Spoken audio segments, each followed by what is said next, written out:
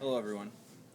This is a quick tutorial about how to use your iPod voice recorder. Right?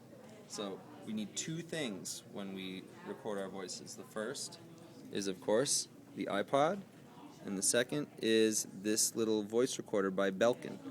Right? What we're going to do is we're going to take the Belkin player and we're going to plug it in to the iPod. Right? Now once we've done that, whoops, there we go. We're ready to go, and our screen should pop up. Alright? Now on the screen we're going to scroll down to where it says Voice Memos, and we're going to click that center wheel, right? And you'll see on the menu that it's giving us two choices. Right, we're going to click Start Recording. There we go. And immediately after hitting that, it's going to start recording.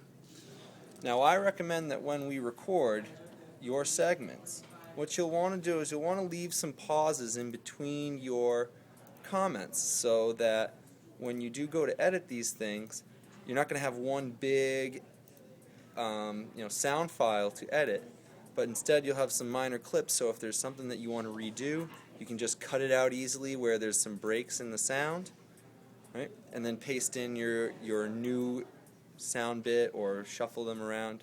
Right? You'll see what I mean when we jump into Audacity a little more. So when I make a recording, I want to do like this. Hello, this is another recording of our Parker podcast. I'm your host, Sean, and today we're going to be talking about coral bleaching. Coral bleaching is something that affects many of our world's corals because of a rise in temperature, global sea temperature. And see, I would probably cut that one out because I stuttered, and I would do it again. Alright, so you see now that we've been recording for about 1:12 here. When I want to stop, all I need to do is I need to hit that play pause button. It's going to come back to the menus. It's going to say resume, stop and save, or delete. Now, I think if you do a few major categories, you can probably do each category as a different segment. Right? So I'm going to hit stop and save here. I said I'm going to be done. I'm going to hit stop and save. There we go.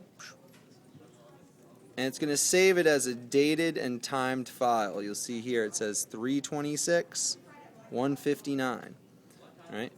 And when I go and we plug this into our Mac, right, we're going to be able to get that file and rename it something with your name, and then we'll load it onto a folder that you can access and then begin to start editing. So that should get you started with this recording. I think you should be able to make all the recordings you need in one session. Maybe they'll be right for two, but I think if you budget your time effectively, we'll be able to do this all in one session. Let's go.